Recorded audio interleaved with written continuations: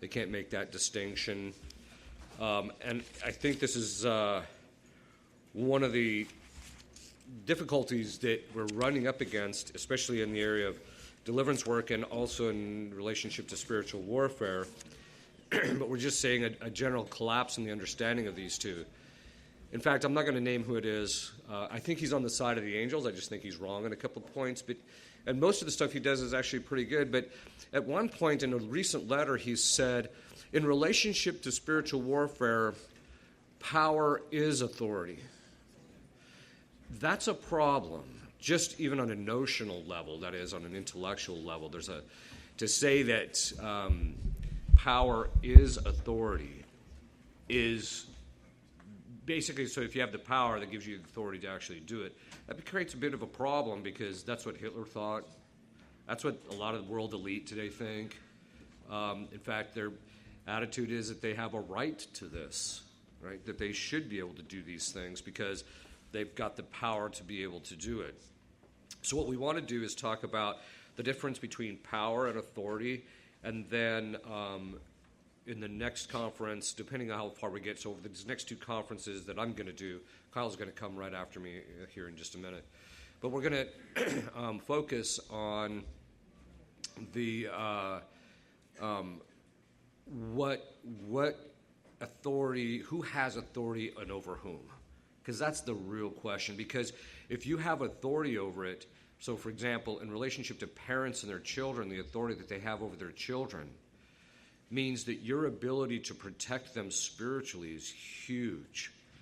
One of the things that you don't see that I've been trying to, and it doesn't necessarily have to be me, but one of the things we desperately need is for bishops to recognize the spiritual authority they have over their diocese and the things that they could be doing to protect the lay people from the onslaught of diabolic incursion.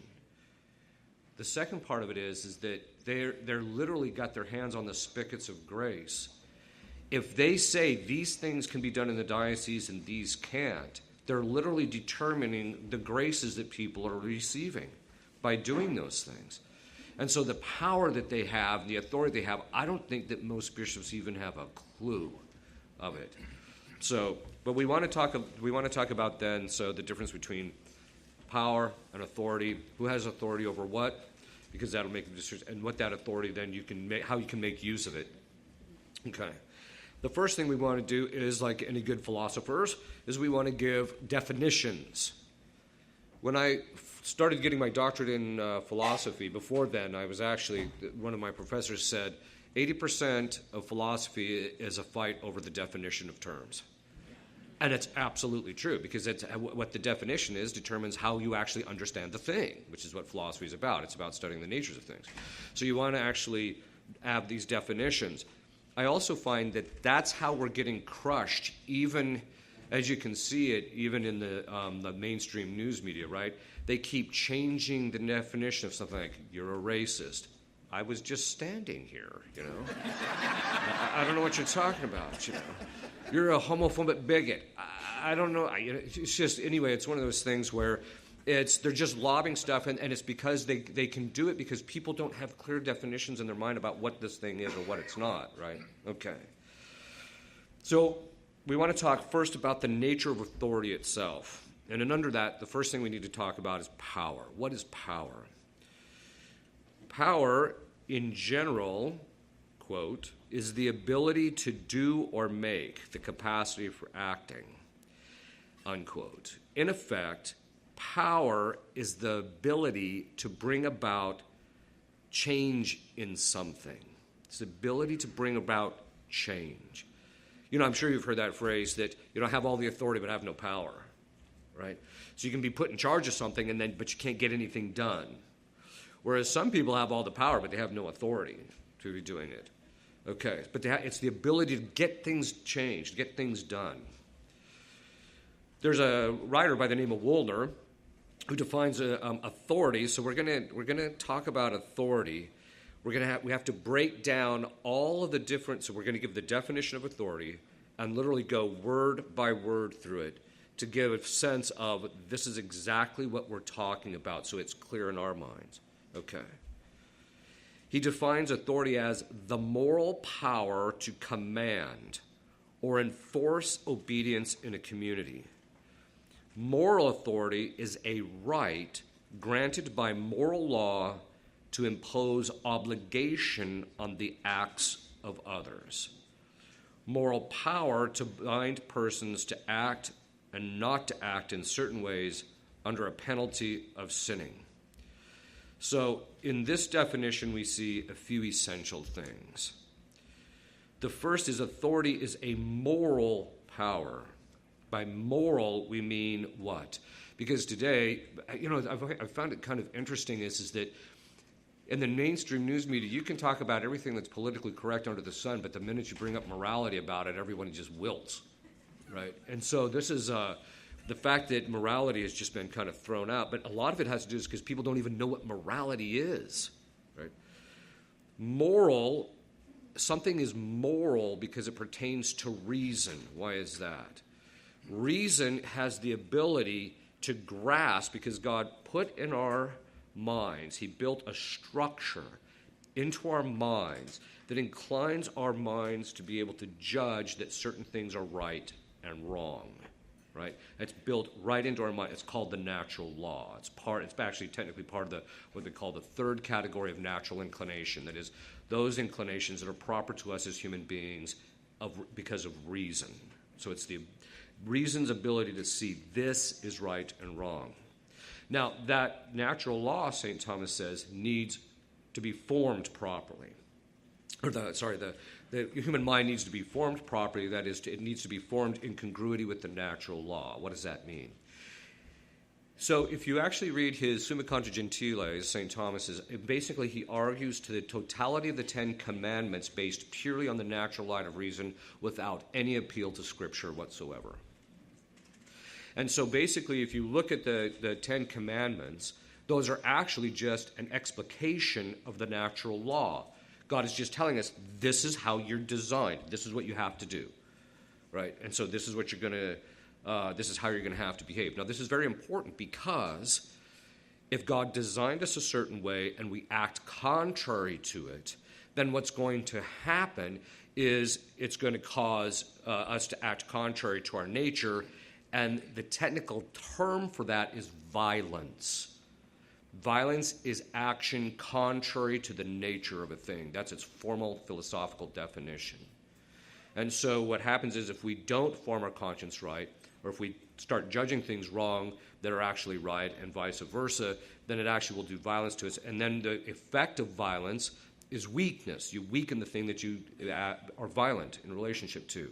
So what happens is if people don't get a proper moral formation, they don't have clarity of mind, they don't have acuity, they don't have really sharpness, or lack of precision. That is one of the biggest problems in theology today, lack of precision. Why is there lack of precision? Basically it's because of the fact that they don't define their terms and they're unwilling to basically hurt people's feelings. But there's lack of precision. Okay. So something is moral because of the fact that it pertains to reason. Now, one of the conferences I'm going to do eventually, I just haven't gotten around to getting it all together. Haven't found the right venue for it either. But basically what I want to talk about is something that is very important in relationship to this term moral. Because we have a natural inclination to judge that things are right and wrong, if you don't get the right moral formation, you're still going to judge that things are right and wrong. You're just going to judge the wrong things as right and wrong. Let's give you a perfect example. Some guy is shacking up with his girlfriend, but is accosting you because you're not wearing a mask. All right? Some girl is living with her boyfriend, but she says, but I'm a good girl. Or, you're seeing this across the board, right? God bless the millennials. The only reason I pick on them is because they're an easy target, right? Okay.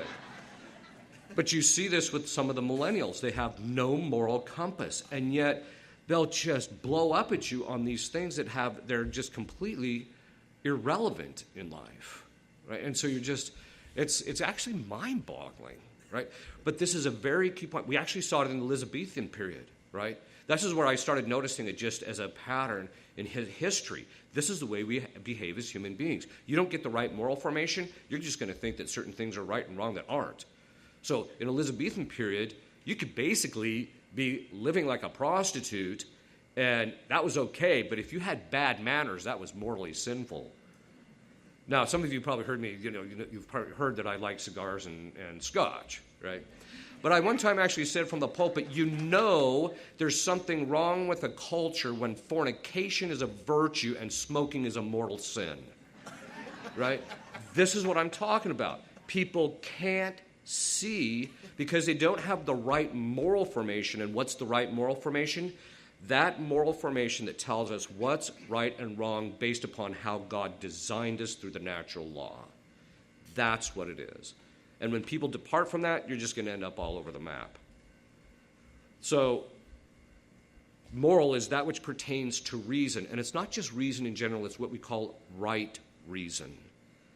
So, right reason, the philosophers always defined as that person's mind when it's in conformity with reality and in conformity with the true natural law, how God designed us. That's how we know we have right reason. Okay, so authority is a moral. It's a moral. It's a moral power. We're going to see this in a bit. Okay, so if we give a fuller understanding of the nature of authority, we can define it this way. It's a right. It's a moral claim. So let's back up. So moral is something that reason can see. It's not something our emotions. We all know that. Our emotions sometimes when things are, there might be something that's morally right to do, but emotionally we're upset, right? So our emotions aren't the ones that are going to be this judgment. It's actually reason. So in this sense, it's a moral right. What's a right? We hear this all the time. I got a right to this. You got a right to nothing, right? The fact is that it's, the term right is just bantered around like, a woman has a right to her body. Actually, that's true. She does. The problem is she doesn't have an unconditional right. She has a conditional right. And that conditional right, what are the conditions? The natural law. And that means that she doesn't have a right to kill the child in her womb, right? So, that's why that's lack of precision when we hear she has a right over her body. There's a certain aspect of that rings kind of true, right? But if you understand it with precision, yes, she does, but only within the confines of the natural law, then it makes sense. But if you just kind of throw it out there, it's kind of hard. Without it being clearly defined, it becomes almost impossible to combat. So a right is a moral claim. It's a moral, so it's something recognized by reason. Claim, that is, that someone has an obligation to render something or not do something in relationship to me. That's what a right is. So it's a moral claim on the side of action or non-action in relationship to others. That's what a right is. So the natural law, by inclining us to do specific kinds of actions, means that I have a right to fulfill the natural law, and therefore you cannot impose upon that if you don't have the proper authority. And this is a moral claim on my part. You have to render this to me. Right? That's what a right actually is. So a right is a moral claim, recognized by reason, on the obligations of others. Okay.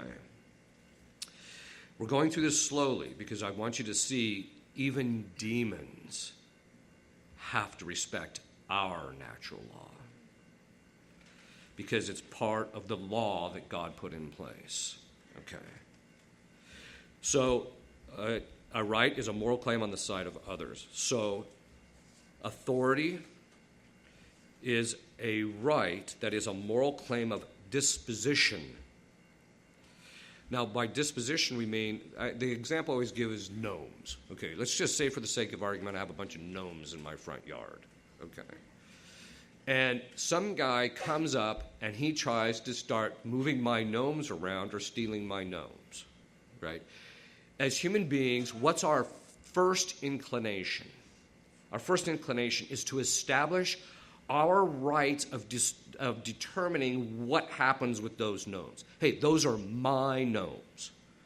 And then what do? We tell the guy, get off my property. Okay, so basically what that means is that I have a right to determine the disposition of a thing. This is even true in relationship to parents and the rights of their children. They have a right to determine certain matters in relationship to their children's lives. And the state does not in relationship to certain things, even though the state is out of control. Okay. So it's a moral, okay, so let's back up. So an authority is a moral right of disposition, either in action or thing, that is, somebody has to, it's a right. So basically, authority is that when I command someone to do something, that I have a moral claim over the individual in relationship to the action that he must perform or that particular thing. So in the case of the gnomes, it's I have a right to determine what's going to happen with the gnomes. With the children, I have a right, if I had children, I would have the right to determine that this is what my child must do under certain circumstances. I have a right to just in disposition in relationship to my kids. This is why, the church has always said the first educators, even in matter of religion, are the parents of their children. And so the state does not have first rights in relationship to the children. Okay. So it's a right of disposition, either an action or thing, on the side of the one who has authority in relationship to others by which they must follow his legitimate commands. So authority is something which God built into our intellects, a structure that gives us an ability to grasp that what this person is telling me to do, I am bound to do. We see this all the time with kids, right? A 3-year-old kid, okay, he might act up once in a while, but if you tell him, knock it off, it's in his mind. He knows he's got to stop it, right? Now, he might still kind of run around a little bit, but eventually he knows he's got to stop it. Okay, and how do we know this too? Is because part of this authority structure is to recognize that when the authority says stop it and you don't stop it, that they have the right of disposition, which means they can stop you from doing it. So when you hold the kid down, it's not like all of a sudden he stops and says, you have no right to hold me here, right? They only learn that later when they've been watching TV or going to public school. All right. All right. So authority is a structure that God puts in our minds that when someone who has, in this chain of authority, we'll talk about that in a minute, there's a structure to it, that when someone who has legitimate authority over me, who's over me, gives me a command to do it, intellectually I feel bound to do it. Now this is why I said in relationship to the demons, that authority is so absolutely clear in their minds. Because the way demons function is the same way that angels function, which means when they think of a concept, they're not like human beings where they got to think about it for a little while to kind of figure it out. As soon as the concept comes into their minds, they instantaneously exhaust everything there is to know about that essence completely to the degree that their intellect can. Just instantaneously, they fully understand it. It's a great diagnostic, by the way, in possession. Because if someone comes in and you ask them some question, and they're like, you're not possessed. Because you ask a demon, what's the story with this? Well, it's this. They never have to think about it. The only time that they'll look at you puzzled is if you're saying something that's incoherent, right? Or it could be interpreted 50 different ways, right? Okay, so it's a structure that God puts in our minds. This is why if we keep acting against it over the course of time, we're going to become absolutely miserable if we keep acting against the authority structure, okay? And against the people who have a legitimate right to tell us what to do. This is why, I know I'm going to get just crucified for this, but it's got to be said. When Eve ate the fruit, she stepped out from underneath a twofold authority structure. Not just God's who told them not to do this, but according to the fathers of the church, Eve was not told directly by God, do not eat the fruit of the tree. He told that to Adam directly, and Adam told it to Eve. And the fathers of the church say it's because Adam, the head of the family, is in charge of the cult and the code of the family. It's his responsibility. When she ate the fruit independently of Adam, she stepped out from underneath Adam's authority and therefore became subject to diabolic influence. That's the domain of the demons. Why did she do it? She did it because there was an appeal to Eve for a few things. Self-sufficiency independently of her husband, that she gets to make this choice and do this thing and attain this thing independently of her husband.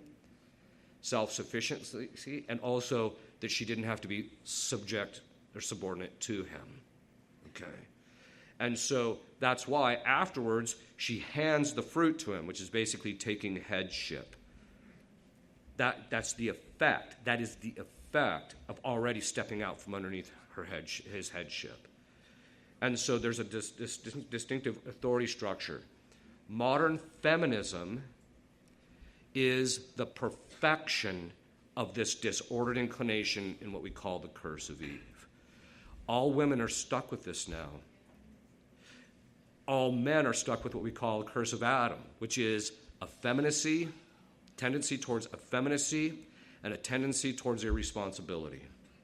That's what men are stuck with.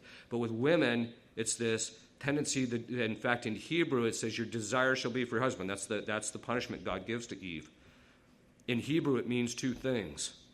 It means women have a stronger inclination. They want to be around their husband. That's why when a husband goes off for a long period of time and he's not around, it's hard for women. The second thing is, in Hebrew, the desire for means the desire to control. And this is because she stepped out from underneath that authority structure and acted contrary, and with God, the punishment always fits the crime, and so now she has to struggle with that. With Adam, what did he get stuck with? Well, he wasn't responsible, and he was unwilling to suffer, according to the fathers of the church, separation from his wife, and so as a result of that, his tendency is towards seeking pleasure rather than pursuing what's arduous, and that's the definition of effeminacy. So that's what he gets stuck with. So now we're all stuck with this problem. Okay. And in relationship to men, it means that they don't, but remember, he doesn't take responsibility. So what does that mean? It means that when he's exercising his authority, he either doesn't do it or he does it badly. And so it takes a high level of virtue to always exercise his authority in a rightly ordered fashion. With women, the tendency is to want to get out from underneath the authority of their husband, right? And so you've got this vicious cycle. Every time she tries to become more controlling, he just gets more irresponsible and gets distance. On the other hand, there's a natural inclination in us as human beings. We all experience this. We all desire to have phenomenally good, authoritative bishops who are leading us in the truth, telling us what we need to know, and bringing us to where we need to be in our sanctity and holiness in our spiritual lives. And we desire that, to be under that authority. It's painful that every time you turn around, when some bishop and cardinal says, oh, well, the priesthood should still be open to women, your tendency is just to there's a pain that's suffered from that because you want to be under these people. Okay. So that's because of the natural inclination in relationship to this. This is why if you go contrary to that natural inclination, the inclination that God structured into us, you will de facto end up miserable. Right? It's analogous to opening up the trunk of or the hood of a car and start yanking out a bunch of wires, and then you wonder why the thing doesn't run well. Okay. That means with women, if they don't submit in a rightly ordered way, I'm not just talking about groveling, she's not your servant. Technically speaking, she's your helper. That's what it says in Scripture. And this is very important because it means it's the husband's responsibility for the totality of everything that goes on in the family. That means that if the dishes don't get done, that's your job, dude. One guy said to me, oh, I don't change diapers, so if my wife isn't here, the kid just has to wait. I'm like, no, sorry. That's your job. Your wife just happens to be helping you out. Okay.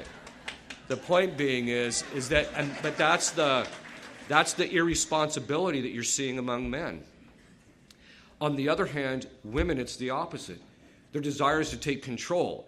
The problem is that, and this is where you see the feminists, you just have to look at the face of a feminist and you know she's miserable. She's just miserable. I've never met a woman who is a diehard feminist who is ever happy. Not a one.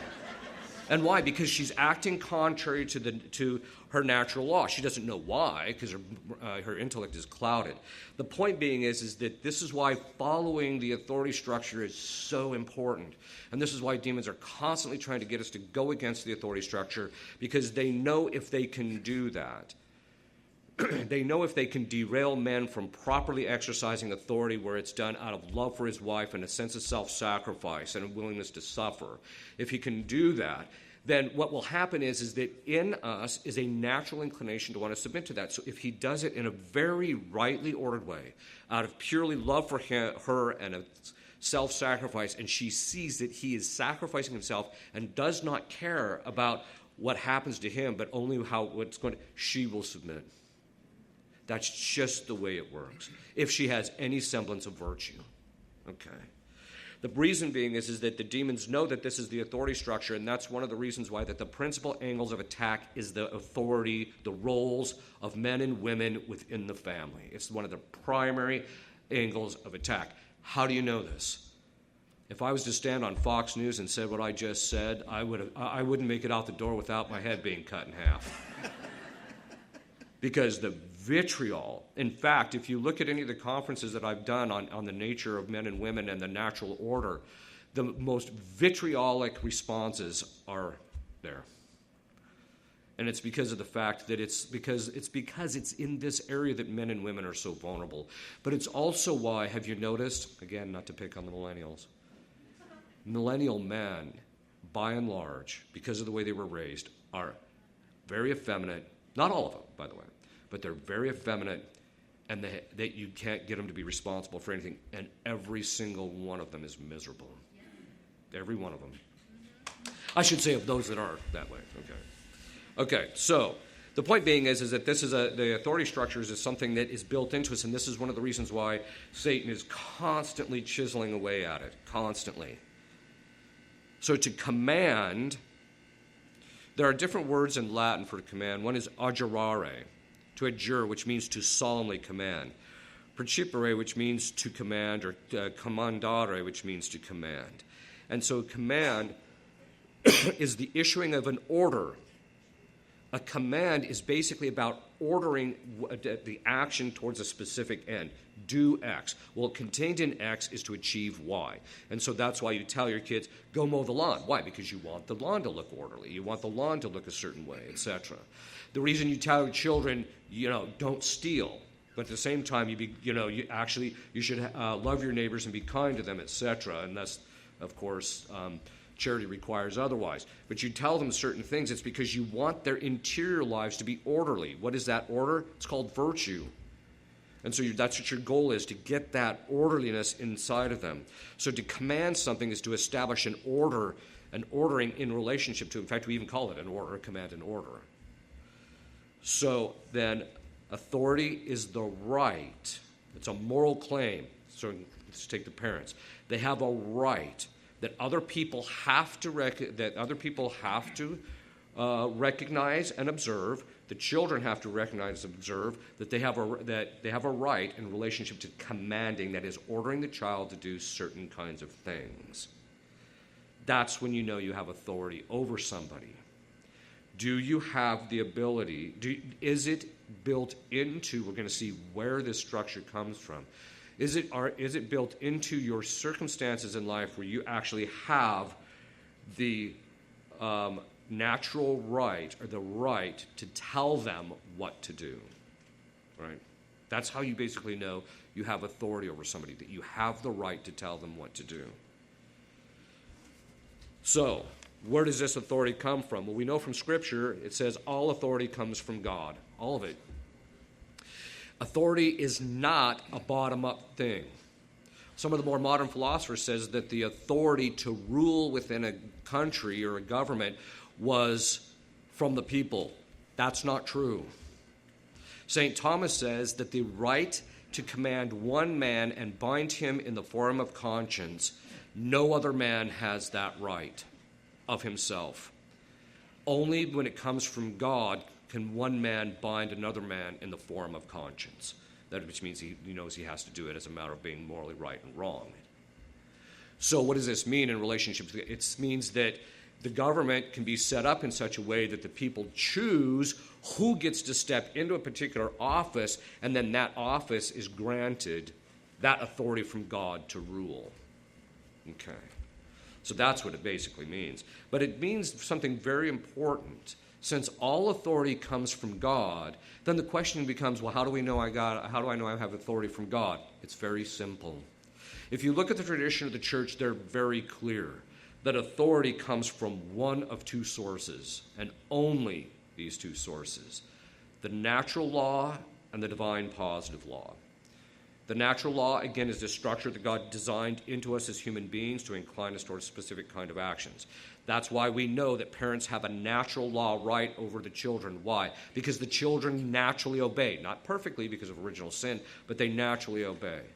And parents feel this inclination to govern them in a rightly ordered way. So we know that the natural law is part of that. The other part is the divine positive law. That is, it's what we know in Revelation. And in this particular case, the divine positive law determines that we have a right to command. By the way, we're going to get back to spiritual warfare. You can see we're starting to lay the groundwork. When do I have a right to command a demon? That's the real issue here, because that's what this is about.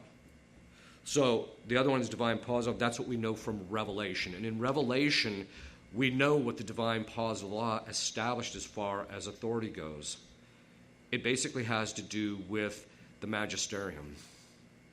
God established the apostles, and then all authority flows from them.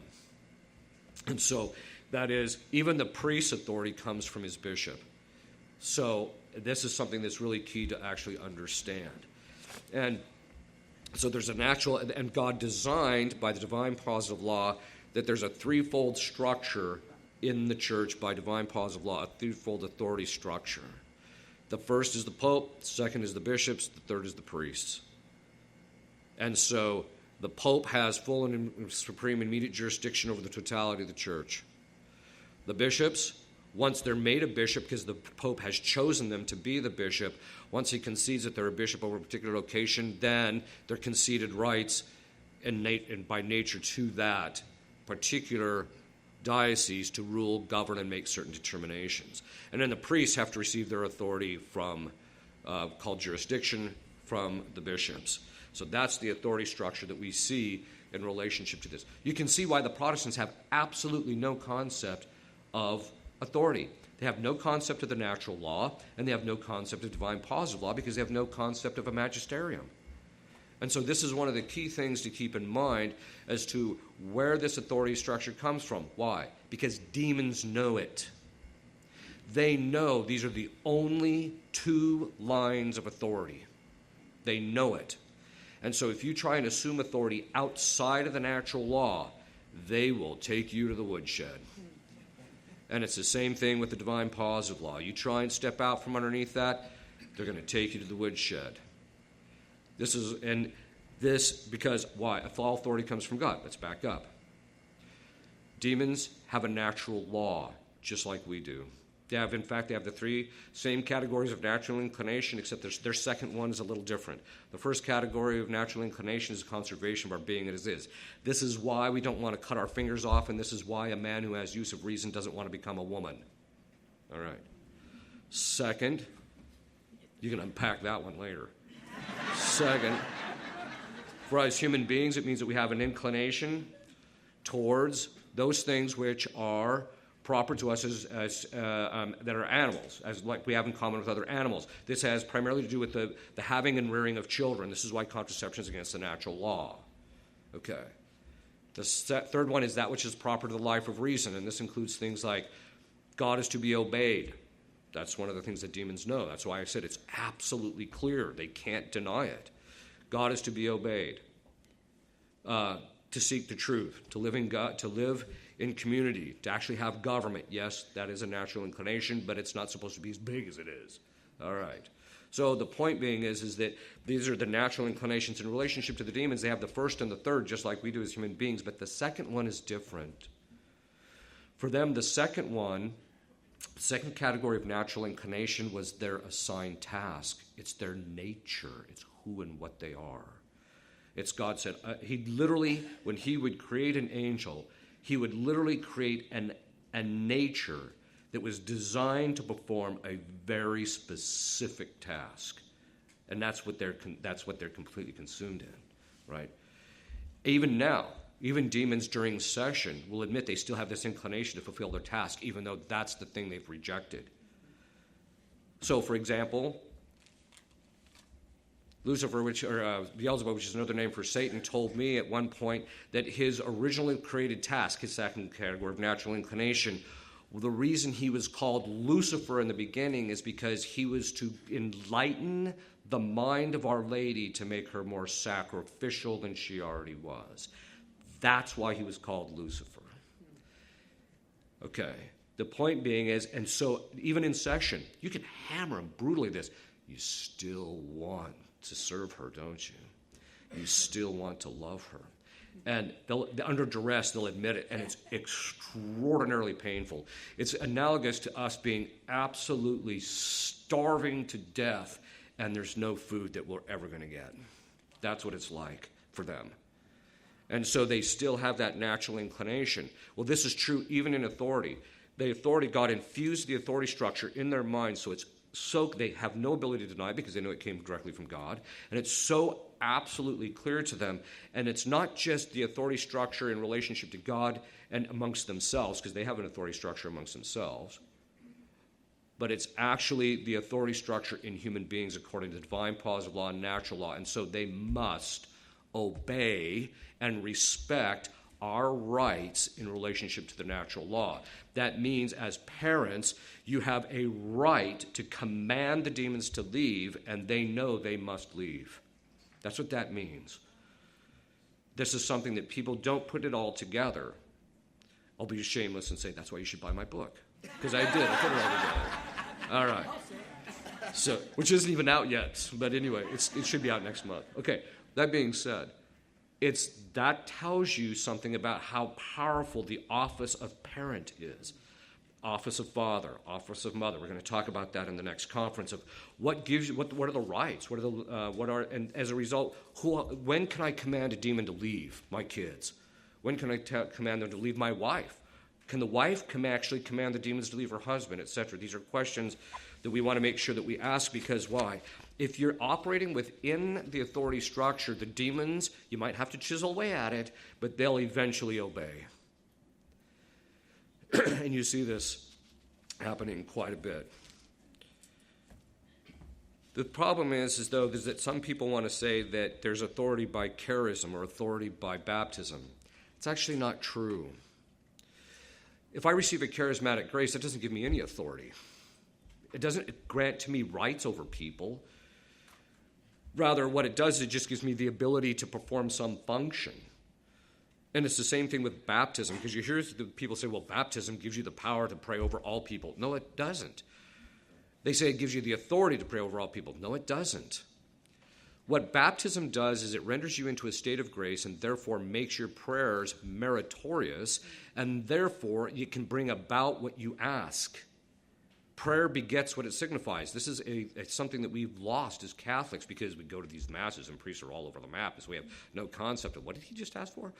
So the point being is that prayer begets what it signifies. What you ask for is what you're going to get. And there's two reasons I know this is an exorcist. One, because it's right in Scripture. Christ said, knock and it will be opened. He didn't say knock and I'll bring you a loaf of bread.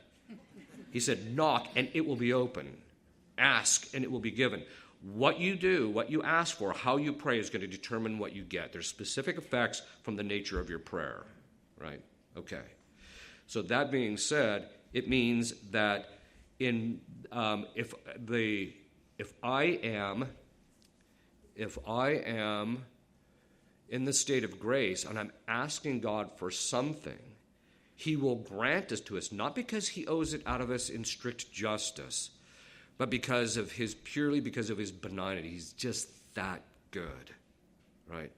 And so when we ask, he'll just give it to you. This is something that you learn as an exorcist over the course of time. God isn't beating this guy up badly because of you. He's doing it because of his mercy for the person who's possessed and his desire for them, purely because of his goodness. So baptism gives us a power that is the ability to effect a change. It doesn't give me rights over people.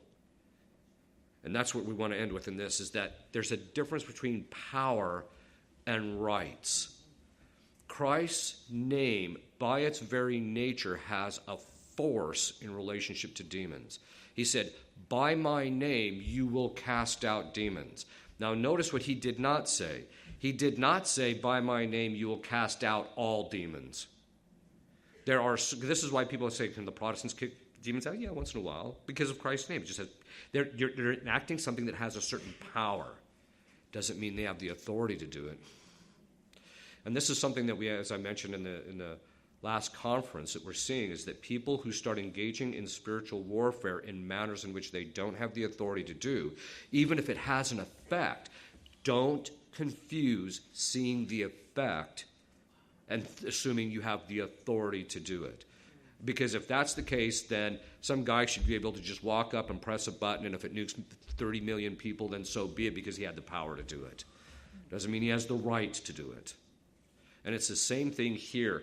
Demons know when you have rights over them and when you don't. They know when you have rights over the particular person that you're commanding them to leave and when you don't. And if you don't, first of all, a lot of times what you're doing may force them out, but you better watch because you're about to get broadsided.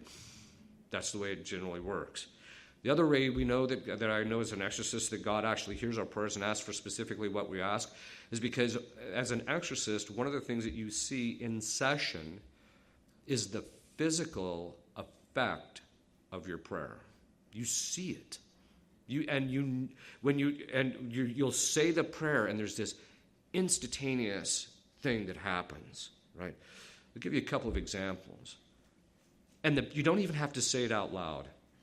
During one of the cases that I had, St. Joan of Arc was the nemesis of Satan in this particular case. It's the only case I've ever had where he said it was Satan. I actually thought he was telling the truth, because usually when they say they're Satan, you're like, yeah, whatever. They're just trying to make themselves appear big. So St. Joan of Arc, I have to tell you this. She's the nemesis of Satan in this particular case, because in this particular case, Satan was known as the inciter of treason through ambition. Sound familiar? Yeah. Okay. So anyway,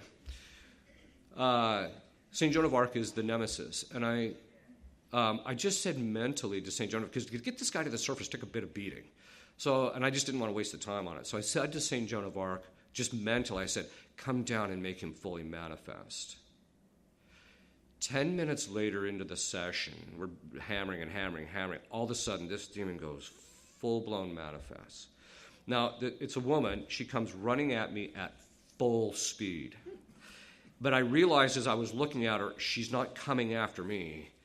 This demon's trying to get away from something. She literally crawled over the top of me and ran into the corner. After the session, I said, what happened? And she said, St. Joan of Arc appeared. You'll pray, and boom, it happens. One time I asked Padre Pio, this demon wouldn't sit still. I said to Padre Pio, I just said to him mentally, would you get this guy under control?